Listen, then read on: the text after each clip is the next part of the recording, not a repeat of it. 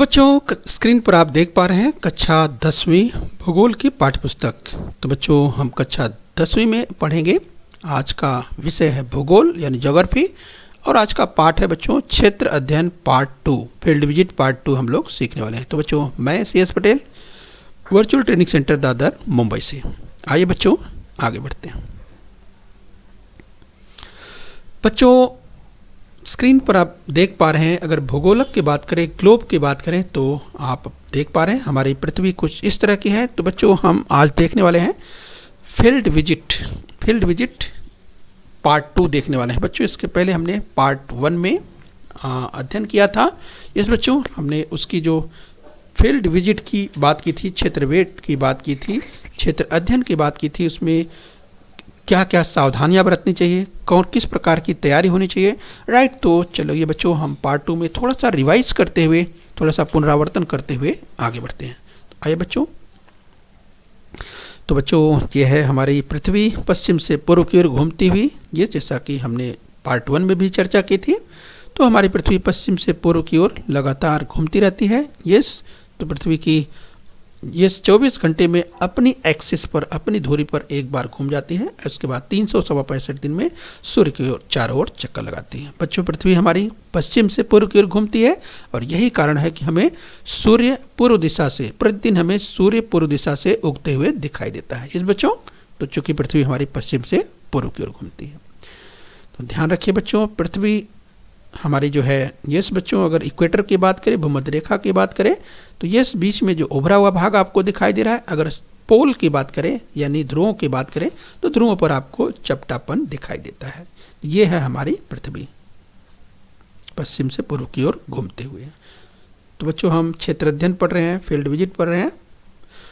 बच्चों यहाँ पर हम चूँकि पूरे वर्ष भारत और ब्राज़ील को पढ़ने वाले हैं, राइट। इसलिए भारत और ब्राज़ील दोनों ही डेवलपिंग कंट्री अर्थात दोनों ही विकासशील देश हैं, ये आपको ध्यान रखना है। और तुलनात्मक अध्ययन पूरे वर्ष भर कक्षा 10वीं में यस, जो कि इसका अगर पाठ्यक्रम के नियोजन की बात करें, ये रखा गया। इसलिए भारत और ब्राज़ील को हमें अच्छी तरह से, इस चाहे उसकी अक्षांशीय और देशांतरी रेखाओं की बात करें इस बच्चों, या उसकी लोकेशन की बात करें पूरे विश्व में, या बच्चों अगर हम देखें जैसे कि भारत की जो लंबाई है, अगर देखें पूर्व से पश्चिम की ओर, तो जहां 2399 किलोमीटर आपको दिखाई दे रहा है, ये स्क्रीन पर हम आपको पॉइंट आउट करते हुए चलें, राइट। तो देख सकते हैं 2933 किलोमीटर ये दूरी कहां से आप देख सकते हैं, पूर्व से पश्चिम ये।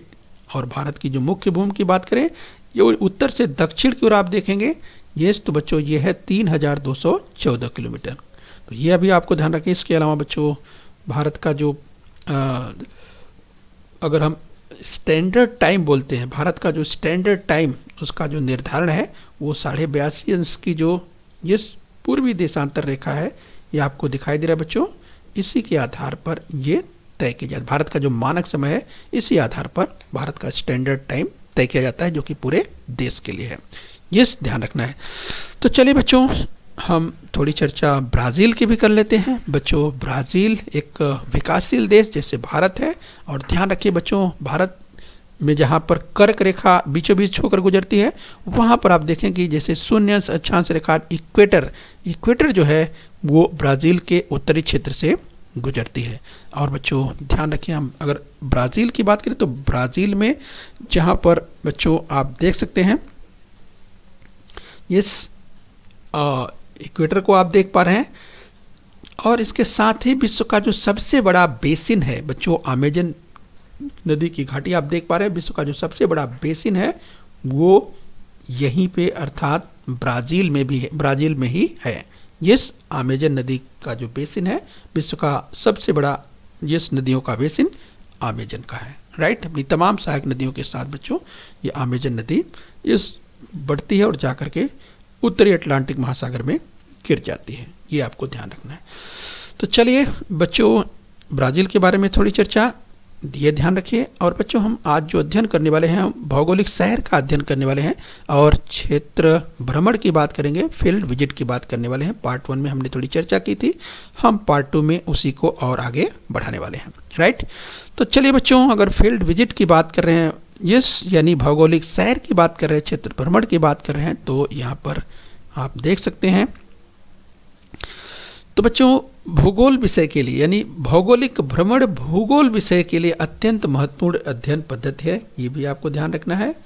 और बच्चों, इस पद्धति में किसी क्षेत्र की सैर पर हम जाते हैं, यानी जब हम फील्ड विजिट की बात करते हैं तो इसके लिए चयन किया जाता है कि आखिर में फील्ड विजिट कहाँ करना है, किस क्षेत्र में हमें जाना है, उसका प्लानिंग होता है, उसका नियोजन किया जाता है। और उसका नियोजन किया जाता है बच्चों, इस जो शिक्षक हैं या आपकी जैसे अगर स्कूल की बात करें, राइट, तो स्कूल में जो शिक्षक हैं या शिक्षिकाएं हैं, जो आपकी क्लास टीचर हैं, आपके प्रिंसिपल हैं, वो डिसाइड करते हैं। तो बच्चों, तय करने के बाद कहाँ जाना है फील्ड विजिट के लिए, इसके बाद और कौन कौन सी सावधानियाँ बरतनी है और कौन कौन सी आवश्यक वस्तुएं आपको ले जाना है, उसकी भी चर्चा हम आगे और करने वाले हैं। तो बच्चों, फील्ड विजिट की अगर हम बात कर रहे हैं, यानी क्षेत्र भ्रमण द्वारा उस स्थान की भौगोलिक सामाजिक परिस्थिति को समझा जा सकता है। तो बच्चों, देखा आपने, जो इसका ऑब्जेक्टिव है, उद्देश्य है फील्ड विजिट का, आप फील्ड विजिट के द्वारा क्या सीख पाएंगे, क्या जान पाएंगे। तो बच्चों, उस क्षेत्र का आपको भौगोलिक यानी भौगोलिक परिस्थिति क्या है वो भी आप समझ पाएंगे, सामाजिक परिस्थिति उसे भी आप समझ पाएंगे। इसके साथ ही आपको अवसर मिलता है स्थानीय लोगों से बातचीत यानी प्रत्यक्ष बातचीत करना, बात विचार करना, इस तरह से आपको अवसर मिलता है। यानी बच्चों, जो कुछ अध्ययन करते हैं किसी क्षेत्र विशेष के बारे में, जो कुछ आप पुस्तकों में अध्ययन करते हैं, एक प्रकार से प्रायोगिक रूप से प्रैक्टिकल के रूप में आप वहाँ पर जाते हैं, देखते हैं और समझते हैं और उसको को रिलेट करते हैं कि जो आपने पढ़ा हुआ है इस बच्चों, तो उसे आप और अच्छी तरह से समझ पाते हैं। तो चलिए हम बच्चों क्षेत्र अर्थात फील्ड विजिट की बात कर रहे हैं, राइट। तो चलिए इसी क्रम में हम और आगे बढ़ेंगे। भौगोलिक स्थिति को समझने के लिए शिक्षकों के मार्गदर्शन में निम्न में से किसी स्थान का भ्रमण अवश्य करें, राइट बच्चों। जैसे हमने पहले भी चर्चा की थी, आपको हम रिवाइज करा दें। किसी नक्षत्रालय की बात करें, यस बच्चों, तो किसी प्लानिटेरियम में आप जाइए या किसी डाकघर, बस स्थानक, माल, पहाड़, समुद्री तट, लघु उद्योग केंद्र, राइट। तो जहाँ भी आपको अवसर मिलता है, यस, तो ध्यान रखना है आपको अपने बड़ों के मार्गदर्शन में जाना उचित रहेगा, ठीक रहेगा, जिससे आप तमाम चीज़ों को सीख पाएंगे, जान पाएंगे। तो इन स्थानों पर पाई जाने वाली विभिन्न बातों अथवा घटकों की जानकारी प्राप्त करना है और इसके बाद निरीक्षण करके उसका अंकन भी करना है। तो बच्चों, भ्रमण के दौरान शिक्षक आपको उससे संबंधित स्थानों की जानकारी देंगे और शिक्षकों की सहायता से प्रश्नावली तैयार करो। ये बच्चों बहुत ही महत्वपूर्ण है। जब फील्ड विजिट करते हैं बच्चों, तो प्रश्नावली की जब बात आती है, अर्थात क्वेश्चनेयर जिसे कहते हैं, वो पहले तैयार करनी पड़ती है। यानी बच्चों, किसी क्षेत्र विशेष में जाने के पहले ही तैयार करना पड़ता है प्रश्नावली, यानी आपको प्रश्न बनाने पड़ते हैं। उदाहरण के रूप में हमने कहा था बच्चों कि जब आप किसी क्षेत्र में आप विजिट करने वाले हैं, जाने वाले हैं, तो आपको पहले से ही प्रश्न तैयार करना पड़ेगा, जो भी आप उसके बारे में जानते हैं, यस, कि उस क्षेत्र विशेष की लोकेशन क्या है जहाँ पर आप जाने वाले हैं, यस, और इसके बाद जहाँ पर आप रहते हैं वहाँ से उसकी दूरी कितनी है, ये आप प्रश्न तैयार करेंगे, फिर इसका उत्तर पाने का प्रयास करेंगे। इसके बाद वहाँ पर जहाँ पर आप जाने वाले हैं वहाँ पर मौसम किस तरह का रहता है, किस मौसम में आप जा रहे हैं, ये भी आपको ध्यान रखना है। इसके अलावा उसका जो फिजिकल रिलीफ है, भौतिक जो उच्चावच है, किसी आप पहाड़ी क्षेत्र पे जा रहे हैं या किसी पर्वतीय क्षेत्र में जा रहे हैं या किसी यूँ कहें कि जैसे बच्चों जम्मू कश्मीर हो या हिमालय के अगर क्षेत्र की बात करें, या माथेरान है या महाबलेश्वर है, यस, या किसी जैसे अलीगढ़ है या मुंबई का जो बीच है, जैसे जुहू बीच की बात करें, इस तरह से जहाँ भी आप या किसी इंडस्ट्री में, किसी उद्योग धंधे में, किसी स्मॉल स्केल इंडस्ट्री में आप विजिट करने के लिए जा रहे हैं, तो इस तरह से जहाँ भी आपका नियोजन होता है, जहाँ भी आपके शिक्षक या जो भी आपके बड़े हैं डिसाइड करते हैं, जहाँ भी आप जाते हैं उससे संबंधित प्रश्नावली तैयार करनी पड़ती है। और बच्चों, वहाँ पर जाने के बाद आवश्यकता होने पर साक्षात्कार भी लेना है, इंटरव्यू भी लेना है और उसे नोट भी करना है। ये कहाँ होता है, जब आप उस क्षेत्र विशेष में पहुंचेंगे। तो ये चित्र बनाओ और आरेखन तैयार करो, ये भी होता है। यस बच्चों, यानी जो कुछ आप देखते हैं अगर ज़रूरत पड़ती है तो उसका चित्र भी आप बनाते हैं, उसके बाद डायग्राम भी तैयार करते हैं। बच्चों यहाँ पर बात करेंगे राहुल की कक्षा के सभी विद्यार्थी और विद्यालय सभी अध्यापक उस्मानाबाद जिले के नलदुर्ग से रायगढ़ जिले के अलीबाग की ओर क्षेत्र अध्ययन के लिए निकले हैं। बच्चों हमने इसके पहले थोड़ी सी चर्चा की थी, पार्ट 1 में हमने देखा था, उसी क्रम में आज हम पढ़ने वाले हैं, आगे बढ़ने वाले हैं। यानी नलदुर्ग से यस सोलापुर, सोलापुर से इंदापुर और इंदापुर से यस उर्लू कंचन, फिर हड़पसन, फिर सिंहगढ़, पुणे, इसके बाद लोनावाला, खोपोली, अलीबाग। तो अगर बात करें बच्चों, इस तरह से यहाँ पर मानचित्र में आप देख सकते हैं कि किस तरीके से दिखाया गया है कि जो विजिट है, अर्थात जो नलदुर्ग से लेकर के, नलदुर्ग से निकलना है और यहाँ नलदुर्ग से लेकर के सोलापुर, और इस तरह से बच्चों जो बस है वो एसटी की है, राइट। और जैसे यहाँ उजनी जलाशय आया है तो उजनी जलाशय कहाँ पर है, जहाँ पहुँचते हैं तो किस तरह से दिखाई देता है, वहाँ पर रुकना है क्या, इस तरह से पूरी प्लानिंग होती है, पूरा नियोजन होता है। और आपके साथ जो भी शिक्षक या शिक्षिकाएँ रहती हैं वो आपका मार्गदर्शन करती हैं। आप जो भी प्रश्न हैं उनसे पूछेंगे, आपके प्रश्नों का उत्तर भी उनके द्वारा दिया जाता है। तो बच्चों इस क्षेत्र अध्ययन हेतु राहुल और उसके मित्रों ने अध्यापकों के निर्देशों के अनुसार नियोजन किया है। यस बच्चों, तो हम जानेंगे कि नलदुर्ग से अलीबाग की यात्रा के दौरान भू आकृतियों, मृदा, वनस्पतियों और अधिवासों में दिखाई देने वाले अंतर का अनुभव छात्र किस प्रकार ले रहे हैं। यानी बच्चों ये किस प्रकार की जो है भू आकृति है, ये सब नलदुर्ग से अलीबाग की बात कर रहे हैं। बीच में जो भी भू आकृति आती है, ये जैसे क्षेत्र कैसा है, मैदानी क्षेत्र है, पठारी क्षेत्र है, पर्वतीय क्षेत्र है या समुद्र तटीय क्षेत्र है, तो इस तरह से उसे नोट करना है। मृदा किस प्रकार की है, वनस्पतियाँ कौन सी प्रकार के दिखाई दे रहे हैं, या वहाँ पर जो अधिवास हैं यानी जो घर हैं, सेटलमेंट हैं, वो किस प्रकार के हैं, जिस बिखरे हुए प्रकार है या लीनियर पैटर्न में आपको दिखाई दे रहे हैं, किस प्रकार का। ढेर सारे प्रश्न जो है आपको बनेंगे जो कि आप पूछते हुए, समझते हुए और उसे नोट करते हुए आगे बढ़ते हैं। यस बच्चों, तो फील्ड विजिट बहुत ही यूँ कहें कि एक जो कुछ आप अध्ययन किए रहते हैं उसका एक प्रकार से प्रैक्टिकल के रूप में उसे और अच्छी तरह से समझने में आपको अवसर प्रदान करता है। तो यहाँ पर देखिए बच्चों, गूगल मैप के द्वारा जो लिया गया है, देखिए सोलापुर से आगे किस तरह से अलीबाग पहुँचना है, ये गूगल मैप के द्वारा सर्च किया हुआ है, उसका स्क्रीनशॉट देख सकते हैं स्क्रीन पर। और आपको हम यहाँ भी दिखाएं तो आप देखिए किस तरह से और कितना समय लगने वाला है सोलापुर से। ये किस, अगर मोड की बात करें, ट्रांसपोर्ट की बात करें, किस माध्यम से, जैसे चाहे कार की बात करें, बस की बात करें, ये किससे कितना समय लगने वाला है, इस तरह से गूगल के द्वारा भी आप बच्चों पता कर सकते हैं कि बस के द्वारा या कितना समय लगने वाला है। तो ये सब प्लानिंग होती है बच्चों, नियोजन होता है, नियोजन के अनुसार ही सारी चीज़ें तय की जाती हैं।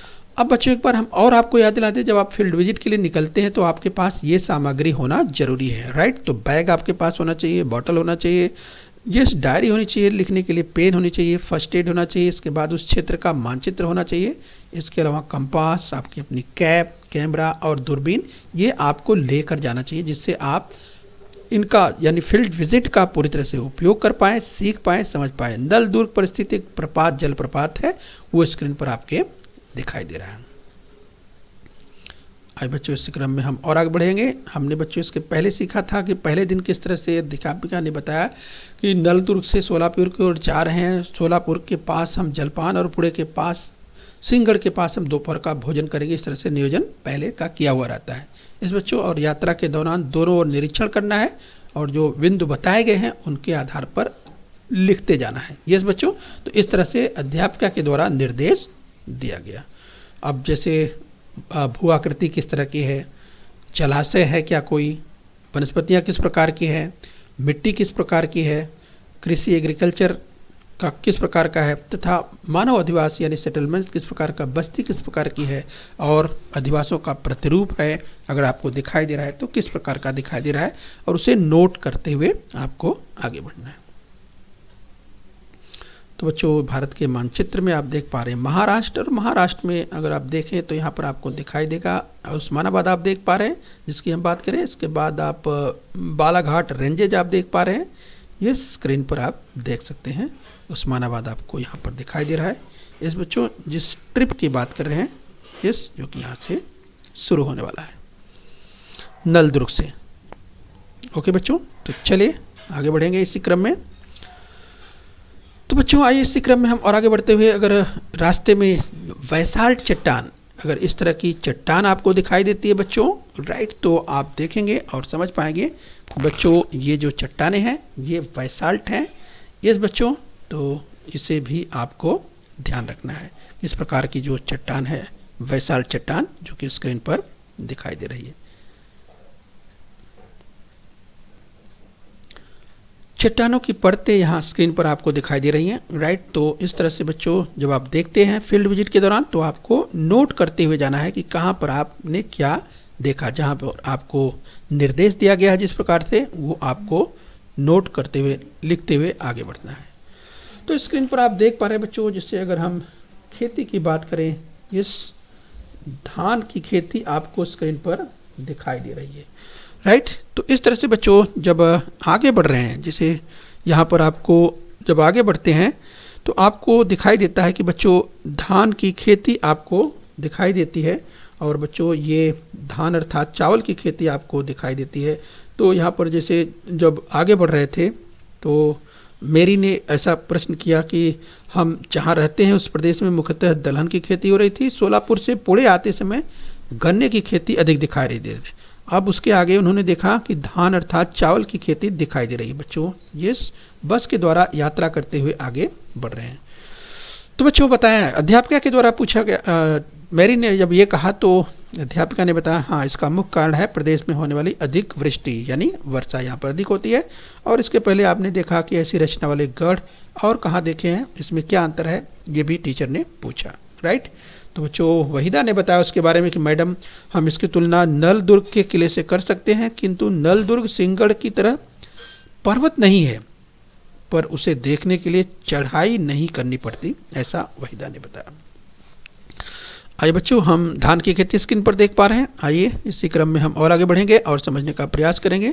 तो सिंहगढ़ से दिखने वाला खड़कवासला जलाशय, जो कि बहुत प्रसिद्ध है बच्चों, स्क्रीन पर आप देख पा रहे हैं।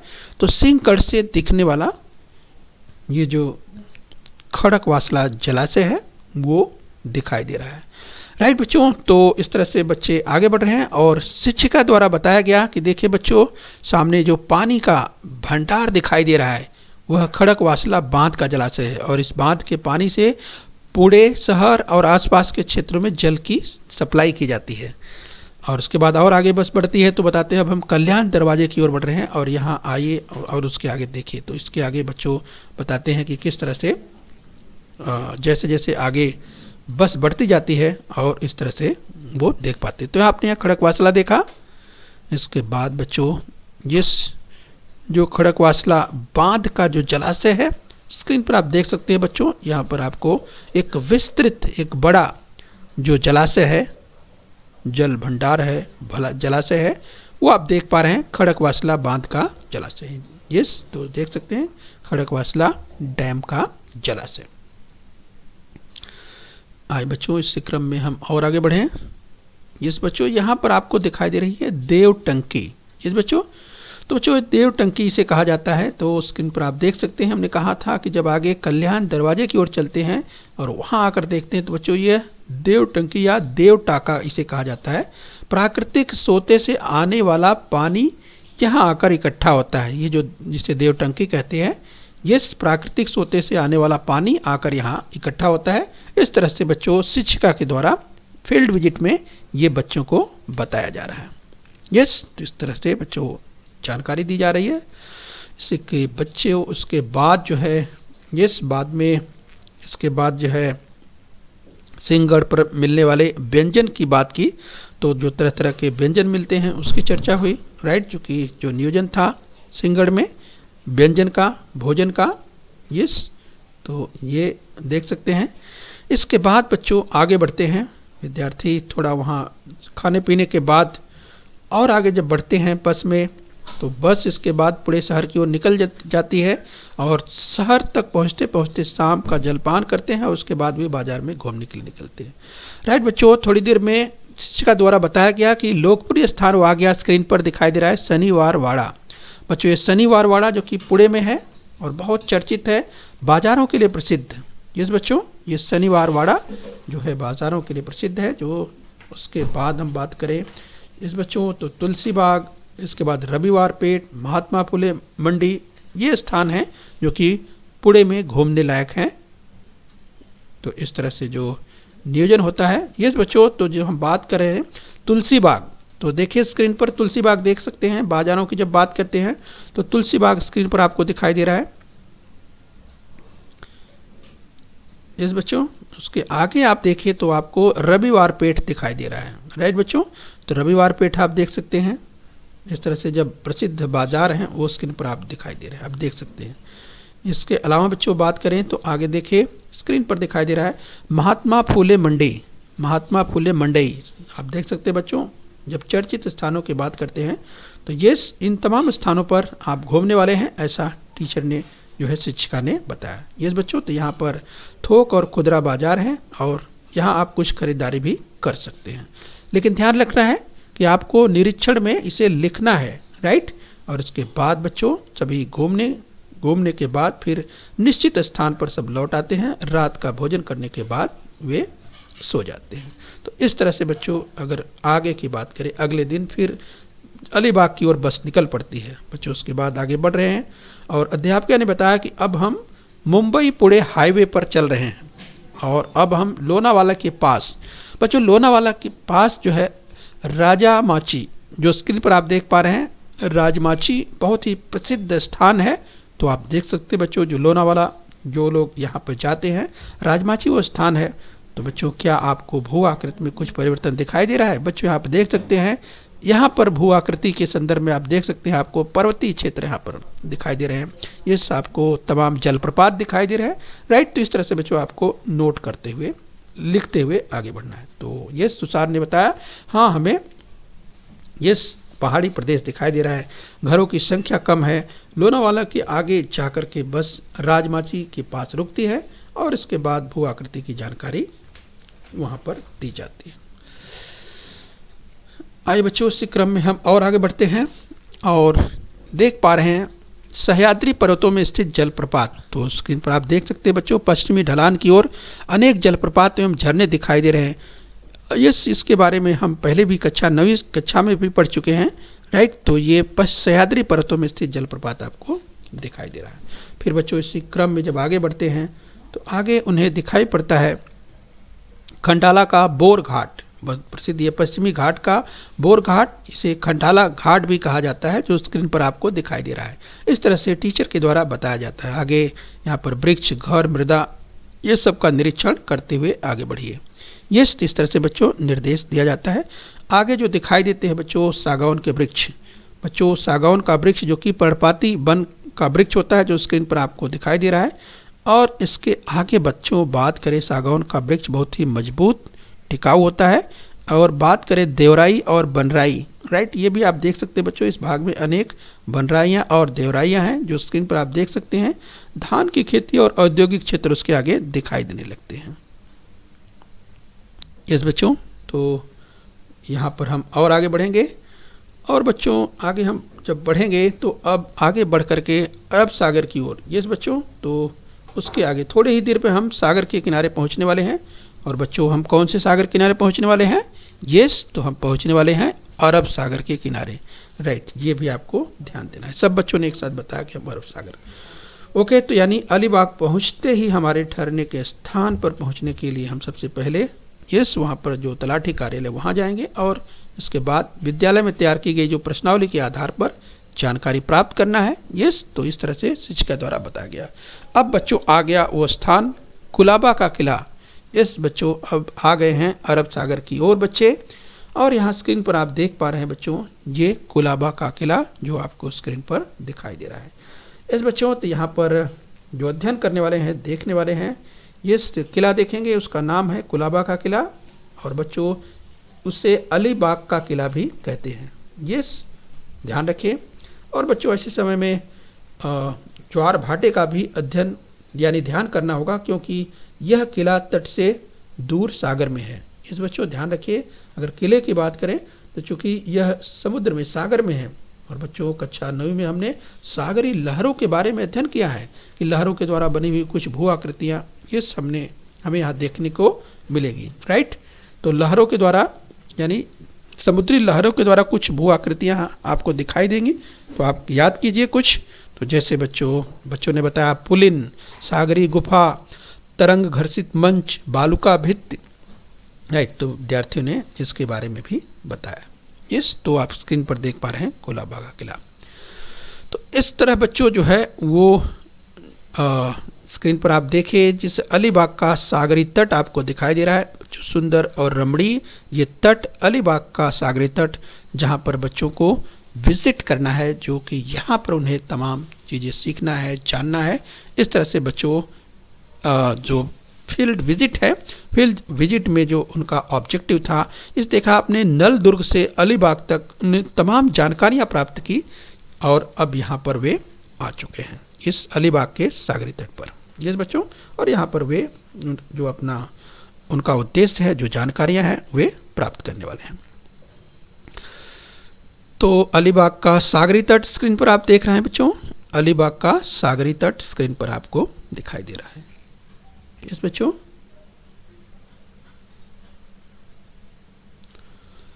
तो बच्चों इस तरीके से हमने अध्ययन किया।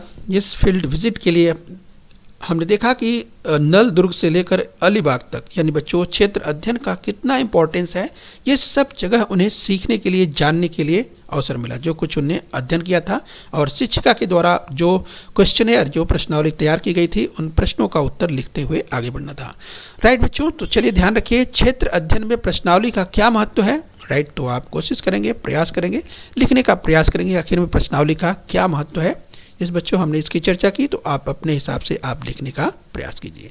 इस बच्चों क्षेत्र अध्ययन में प्रश्नावली का क्या महत्व है, ये आपको ध्यान रखना।